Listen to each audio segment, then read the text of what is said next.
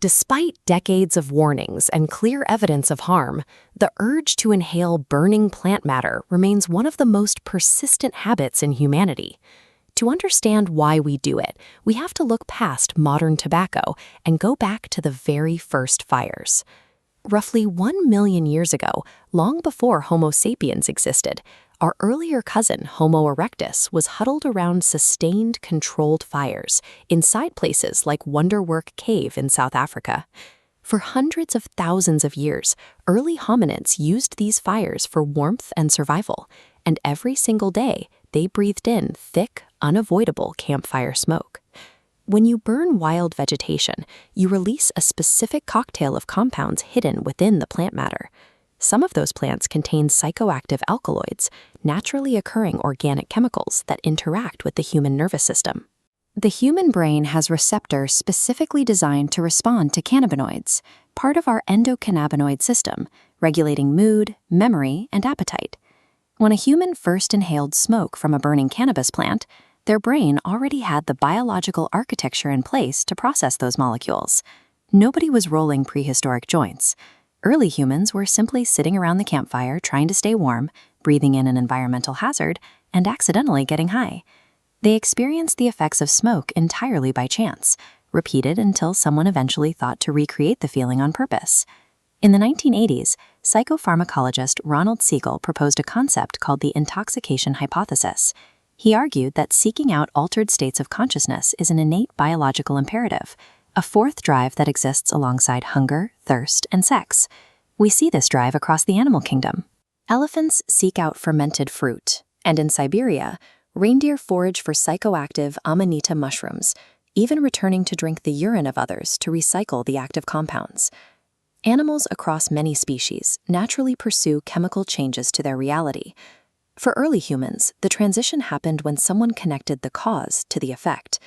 They stopped relying on accidental exposure and started intentionally selecting specific plants for the fire to change how they felt.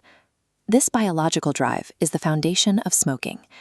Long before the invention of agriculture, pottery, or civilization itself, the human desire to alter consciousness through inhaled smoke was a documented part of our behavior. By 500 BC, the Scythians, a nomadic people of the Eurasian steppe, were conducting elaborate vapor baths. Archaeologists excavating their burial mounds have found bronze braziers and heated stones coated in hemp residue, matching ancient descriptions of groups sitting inside enclosed tents to inhale the smoke.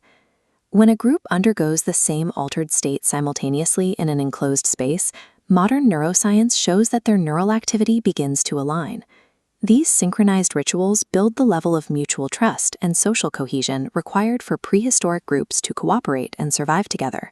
Alongside community bonding, early civilizations recognized the sheer mechanical efficiency of smoke. Ancient Indian texts and Egyptian papyri describe heating specific herbs to treat lung conditions. They realized the lungs act as a direct delivery system, putting medicine into the bloodstream faster than eating or drinking the same plants.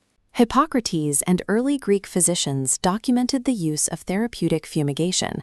They prescribed the inhalation of herbal vapors to treat respiratory diseases, applying a clinical methodology to what was once a purely accidental discovery. For thousands of years, early humanity relied on smoke.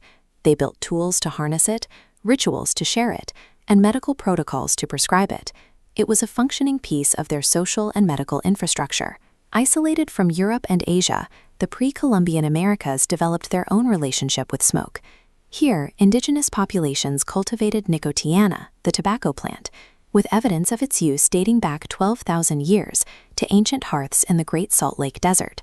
This was a strictly non-recreational practice. Tobacco was cultivated for healing rituals and the formal binding of tribal agreements. A shaman utilized a ceremonial pipe to bless individuals and solidify social contracts, not for a casual break.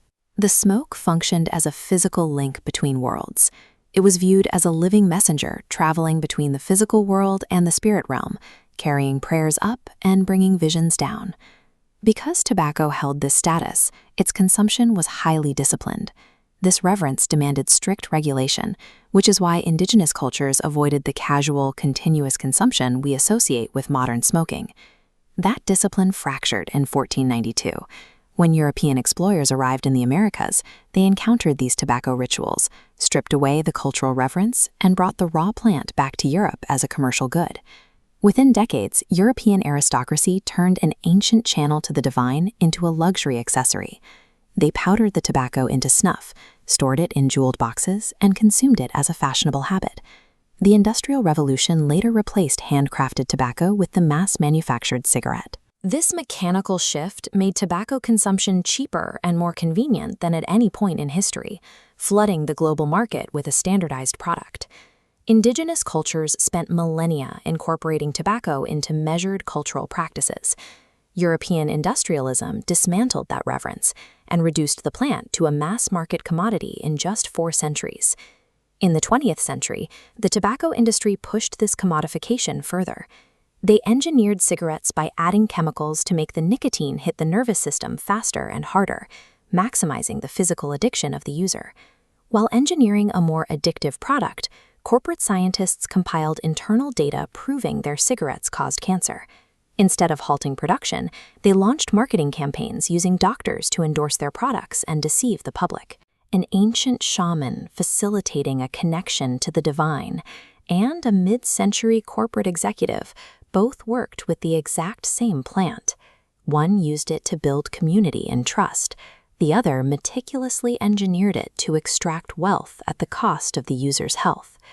Our drive to connect through shared breath and fire is as old as the species itself. Modern industries simply hijacked that prehistoric biological vulnerability and used it to engineer a global addiction.